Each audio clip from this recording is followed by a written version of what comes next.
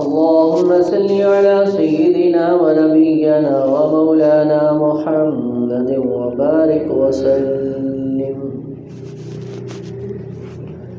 میرے محترم دوستو، اللہ رب العزت نے ہمیں دنیا میں مختصر وقت کے لیے بھیجا ہے۔ کسی کا وقت مقرر نہیں ہے،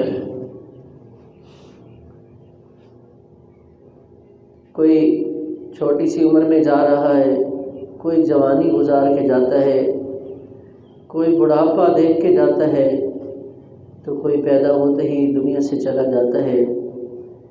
دنیا کے اندر آنے کا وقت تو معلوم ہو جاتا ہے، جانے کا وقت کسی کو معلوم نہیں ہے کہ انسان کا جو وقت اللہ رب العزت نے لکھ دیا ہے اس سے نہ ایک سیکنڈ آگے ہو سکتا ہے نہ ایک سیکنڈ پیچھے ہو سکتا ہے۔ اس وقت میں انسان نے دنیا سے جانا ہے، چاہے وہ بوڑھا ہے، چاہے جوان ہے، چاہے بڑا ہے، چاہے چھوٹا ہے، تو اس نے اس وقت دنیا سے چلے جانا ہے جو اللہ نے لکھ دیا ہے۔ تو ہم نے اپنی زندگی کو قیمتی بنانا ہے، اپنے وقت کو قیمتی بنانا ہے کہ جب ہم اللہ رب العزت کے ہاں پیش ہوں تو میرے دوستو، اللہ رب العزت ہم نے اپنی رضا کا سرٹیفکیٹ جاری فرما دے۔ تو ہم نے دنیا میں اللہ رب العزت کی رضا والے کام کرنے ہیں، ان کاموں سے ہم نے اپنے آپ کو بچانا ہے کہ جن سے اللہ اور اس کے محبوب ناراض ہو جائے، جن سے اللہ نے اور اس کے رسول نے منع فرمایا ہے، ہم نے وہ کام نہیں کرنے۔ تو اس تھوڑے سے وقت میں ہم نے اپنے آپ کو قیمتی وقت میں گزارنا ہے۔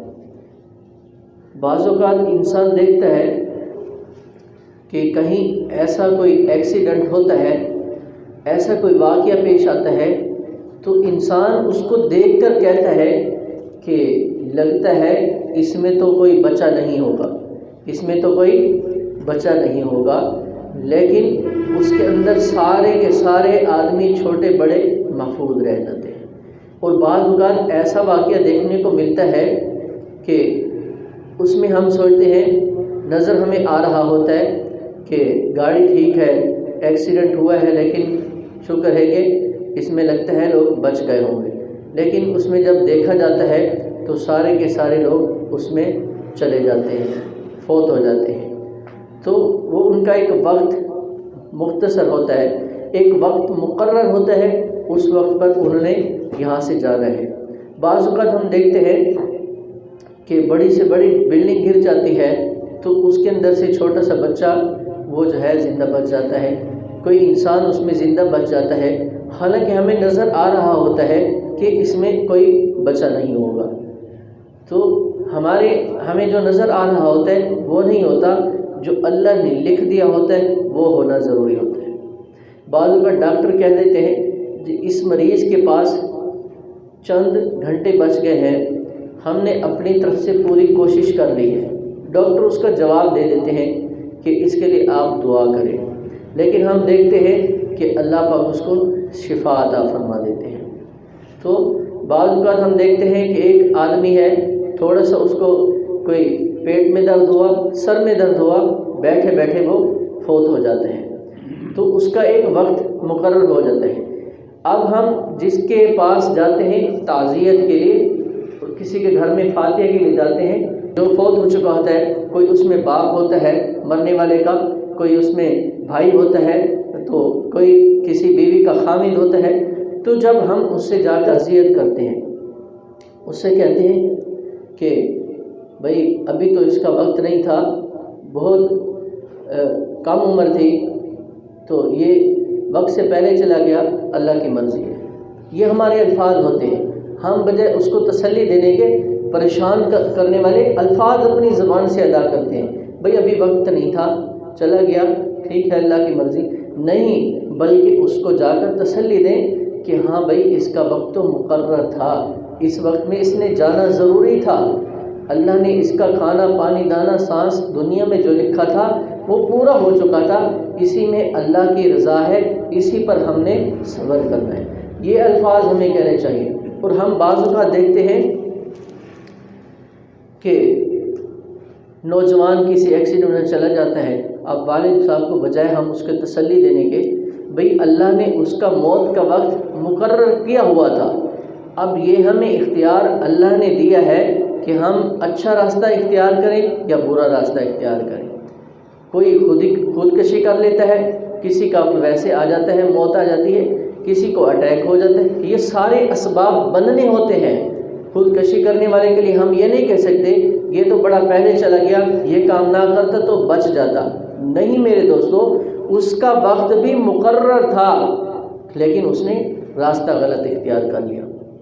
تو ہارون رشید بادشاہ گزرا ہے اپنے وقت کا، اس کے پاس بڑے مال دولت جائیداد تھی، تو اس نے وقت کے بڑے بڑے حکیموں کو بلوایا، بیماری اس کو لگ گئی تھی تو بڑے بڑے حکیم اس نے بلوائے، تو تمام حکیموں نے علاج کیا تو سب نے یہی جواب دیا، ہمارے پاس جو علم ہے ہم اس کے مطابق آپ کا علاج کر دیں گے، لیکن آپ کی نفس، آپ کا مرض بتا رہا ہے کہ آپ مرض الوفات میں ہیں، آپ کا موت کا وقت جو ہے وہ قریب ہے، آپ کا مرض بتا رہا ہے، ہمارے پاس جو علاج ہے ہاں اس میں ہم یہ کر سکتے ہیں کہ یہ جو آپ کی تکلیف ہے، یہ آپ کی بیماری ہے، اس میں کچھ کمی آ سکتی ہے، لیکن جو وقت اللہ نے آپ کا لکھ دیا ہے اس میں ہم کچھ نہیں کر سکتے۔ تو ہارون رشید نے اپنے سامنے بیٹھ کر قبر کھدوائی، قبر کھدوانے کے بعد قبر کو دیکھ کر وہ رونے لگ گیا کہ یہی وہ جگہ ہے کہ میں نے یہاں آنا ہے، اور دنیا کی مال دولت عزت صحت بیماری بادشاہت یہ کچھ نہیں ہے، یہ کچھ نہیں ہے۔ تو ہم سب نے میرے دوستو یہیں جانا ہے، قبر میں جانا ہے، تو اس کی تیاری ہم نے دنیا میں رہ کر کرنی ہے۔ مال دولت یہ ساری چیز یہ اسباب ہیں، ان کو اختیار کرنا ہے، لیکن ان کی محبت دل میں نہ آ جائے۔ اچھے کپڑا پہننا، اچھی سواری لینا، اچھا گھر بنانا، یہ اچھی چیزیں کھانا، یہ ٹھیک ہے جائز ہے، لیکن ان سب کی محبت دل میں نہ آئے تو جو انسان کا وقت مقرر ہے اس سے کوئی ٹل نہیں سکتا۔ تمام انبیاء علیہ الصلوۃ والسلام پر بھی موت آئی، مرنا ہر کسی نے ہے، لیکن اس کے لیے ہمیں تیاری کرنی ہے۔ وقت مقرر ہے، جو قبر میں ہمارے سے سوال ہونے ہیں ہم نے اس کی تیاری کرنی ہے۔ قبر میں کیا سوال ہوگا کہ تمہارا دین کیا ہے، تمہارا دین کیا ہے؟ تو جو آدمی دین کے اوپر زندگی گزارتا ہوگا تو وہی جواب دے سکے گا، کیوں؟ اس وقت زبان کو تالا لگ جائے گا، وَحُصِّلَ مَا فِي الصُّدُورِ، جو ہمارے سینوں میں ہوگا ہمارے دلوں میں ہوگا وہ جو ہے ظاہر ہو جائے گا۔ ہمارے دل کے اندر دین کی محبت ہوگی تو ہم جو ہے قبر میں اس کا جواب دے سکیں گے، ہمارا دین جو ہے اسلام ہے، میرا دین اسلام ہے۔ میں اس وقت جواب دے سکوں گا جب میں دنیا میں اپنی غمی خوشی، اپنا رہنا اٹھنا بیٹھنا، اپنی تجارت، عام طور پر ہمارے ذہنوں میں یہ ہوتا ہے کہ صرف نماز روزہ حج زکوٰۃ انہی چیزوں کا نام دین ہے۔ نہیں میرے دوستو، اس چیز کا نام صرف دین نہیں ہے۔ نماز روزہ حج جہاد یہ زکوٰۃ جو ہے یہ دین کے اہم ارکان ہیں، لیکن میرے دوستو تجارت، معاشرت، حقوق العباد اور ہماری جو ہے سیاست، ہر ایک چیز کے لیے ہمیں دین اللہ رب العزت نے بتایا، حضور صلی اللہ علیہ وسلم کا مبارک طریقہ بتایا، ہمیں اسے اختیار کرنا چاہیے۔ پھر دوسرا سوال کیا ہوگا؟ تمہارے نبی کون ہیں؟ تمہارے نبی کون ہیں؟ تو پھر وہاں فرشتے جو ہے قبر کے اندر حضور صلی اللہ علیہ وسلم کی شبیہ دکھائیں گے، آپ کی تصویر دکھائی جائے گی۔ وہ آدمی حضور کو فوراً پہچان کر کہے گا یہی تو وہ ہیں جن کے لیے میں یہاں قبر میں پہنچا ہوں۔ کون آدمی دیکھ کر پہچانے گا؟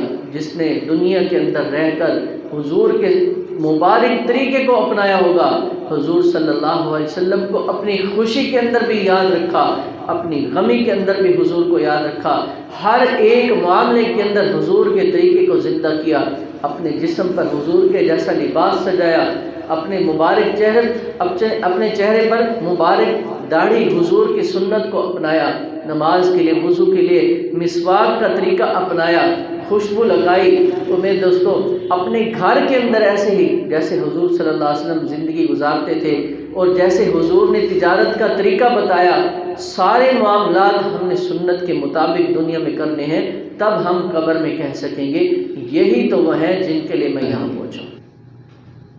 اور پھر ہمیں سوال ہوگا تمہارا پالنے والا کون ہے، تمہارا رب کون ہے؟ ہم دنیا کے اندر رہ کر ہمارے دلوں کے اندر یہ ہوگا کہ میرا پالنے والا تو اللہ ہے، دکان مجھے نہیں پالتی، میرا اللہ مجھے پالنے والا ہے، میرا اللہ مجھے اس نے بنایا ہے، کھیتی باڑی سے کچھ نہیں ہوتا، اللہ سے ہوتا ہے، دوائی شفا نہیں دیتی، اللہ شفا دیتے ہیں، لوگ عزت ذلت نہیں دیتے۔ میرے دوستو اللہ رب العزت عزت اور ذلت کے مالک ہیں۔ بعض اوقات ہم دیکھتے ہیں ہمارے سارے اسباب ہمیں نظر آ رہے ہوتے کہ ہم یہاں اب جو ہے ہمیں کوئی نہ کوئی نقصان پہنچے گا، لیکن اللہ رب العزت انہی نقصان والے اسباب کے اندر ہمیں عزت عطا فرما دیتے ہیں۔ سارے اسباب عزت کے ہم دیکھ رہے ہوتے ہیں تو اللہ رب العزت اس عزت والے تاج تخت پر بٹھا کر ذلیل کروا دیتے ہیں۔ تو میرے دوستو دنیا میں رہنا ہے، لیکن جو ہے ساتھ قبر کی ان سوالوں کی ہم نے تیاری کرنی ہے۔ تو ایک مرتبہ حضور صلی اللہ علیہ وسلم دوپہر کا وقت تھا، کیلولے کا وقت تھا، تو حضرت عمر رضی اللہ تعالیٰ عنہ مسجد نبوی میں تشریف فرما تھے، تو حضرت بکر صدیق بھی آ گئے، تو تھوڑی دیر گزری تو حضور صلی اللہ علیہ وسلم بھی مسجد میں تشریف لے آئے، تو دیکھا دونوں صحابہ کرام بیٹھے ہیں۔ حضور نے پوچھا بھئی تم اس وقت کیوں؟ دوپہر کا وقت تھا، گرمی کا موسم تھا اور کیلولے کا ٹائم تھا، تو حضور نے پوچھا تم دونوں اس وقت مسجد میں کیا کر رہے ہو؟ کہا یا رسول اللہ بھوک اتنی لگی ہے کہ گھر میں بیٹھا نہیں، بھوک ہمیں یہاں لے کر آئی۔ تو حضور نے فرمایا او میرے پیارے صحابہ اسی چیز نے تو مجھے گھر سے نکالا ہے، میں بھی اس لیے مسجد میں آیا ہوں، 3 دن سے میں نے کچھ نہیں کھایا، ایسی زندگی گزار کر گیا حضور۔ تو حضور نے فرمایا آؤ چلتے ہیں کسی کے گھر مہمان۔ آپ ابو طلحہ کے گھر تشریف لے گئے، حضرت ابو طلحہ رضی اللہ عنہ کے گھر تشریف لے گئے، دروازہ بجایا، اندر سے آواز آئی کون؟ ام سلیم نے پوچھا کون؟ کہا محمد۔ تو وہ ام سلیم خوش ہو گئی، مرحبا یا رسول اللہ آپ ہمارے گھر آ گئے۔ تو آپ نے گھر بٹھایا اور جلدی سے دوڑی ہوئی گئی، ابو طلحہ کو بلایا، جلدی آئے ہمارے گھر سرکار دو عالم تشریف لے آئے، کیا منظر ہوگا۔ تو پھر وہ ابو طلحہ باغ میں تھے اپنے، وہاں سے کھجوروں کا ایک گچھا توڑا، اس میں پکی کھجوریں بھی تھی، کچی بھی تھی، اور آدھی پکی آدھی کچی بھی تھی، یہ حضور کے سامنے جلدی سے لے آئے، پیش کر دی۔ حضور نے فرمایا ابو طلحہ اتنی کھجوریں کیوں لے آئے ہو؟ یا رسول اللہ میں اس لیے لایا ہوں کہ آپ کا جو دل چاہے اس میں سے توڑ کر کھا لیں۔ اور فوراً گئے، حضور کھجور تناول کرنے لگے، صحابہ کرام دونوں کھانے لگے، تو یہ جلدی سے دوڑے ہوئے گئے اور اپنی بیوی کو کہا جلدی سے روٹیاں بناؤ، میں ابھی بکری کا بچہ ذبح کر کے لاتا ہوں، حضور کو کھانا کھلائیں گے، پتہ نہیں حضور کتنے دن سے بھوکے ہیں۔ تو یہ بکری ذبح کر کے لاتے ہیں، فوراً ان کی زوجہ نے کھانا تیار کیا، حضور نے کھانا کھانے سے پہلے روٹی باندھی اور ابو طلحہ کو کہا کہ یہ جو روٹی ہے یہ میری بیٹی فاطمہ کو دے دو، یہ روٹی میری بیٹی فاطمہ کو جا کر دے دو، اس نے بھی 3 دن سے کچھ نہیں کھایا، اس کے بھی گھر میں کئی دن سے چولہا نہیں جلا، آپ نے تناول نہیں فرمایا۔ جب آپ کھانا کھا رہے تھے، کھانا کھانے کے بعد پھر آپ نے دونوں صحابہ کی طرف متوجہ ہو کر کہا میرے پیارے صحابہ ثم لتسألن یومئذ عن النعیم، یہ وہی نعمت ہے کہ جس کا قیامت کے دن سوال ہوگا۔ ثم لتسألن یومئذ عن النعیم، کہ ان نعمتوں کے بارے میں پوچھ ہوگی۔ تو دیکھیں صحابہ کرام فرمانے لگے یا رسول اللہ اتنی بھوک برداشت کرنے کے بعد اتنے دن کا فاقہ ہے اور بھوک سے برا حال تھا، تو ہم نے بھوک کی وجہ سے کھانا کھایا اتنے دن بعد، اس کے بارے میں بھی سوال ہوگا؟ حضور نے فرمایا ہاں اس کے بارے میں سوال ہوگا۔ تو میرے دوستو دنیا میں ہم چند دن کے لیے آئے ہیں، جو انسان خودکشی کرتا ہے نا، وہ یہ نہ سوچے، اس کے والد یہ سوچ رہے ہوتے ہیں بھئی اس کا وقت نہیں تھا، یہ تو پہلے چلا گیا۔ نہیں میرے دوستو، اس کا وقت مقرر تھا، اس نے اپنا غلط راستہ خود اختیار کیا۔ اللہ ہمیں قبر کی تیاری کرنے کی توفیق عطا فرمائے۔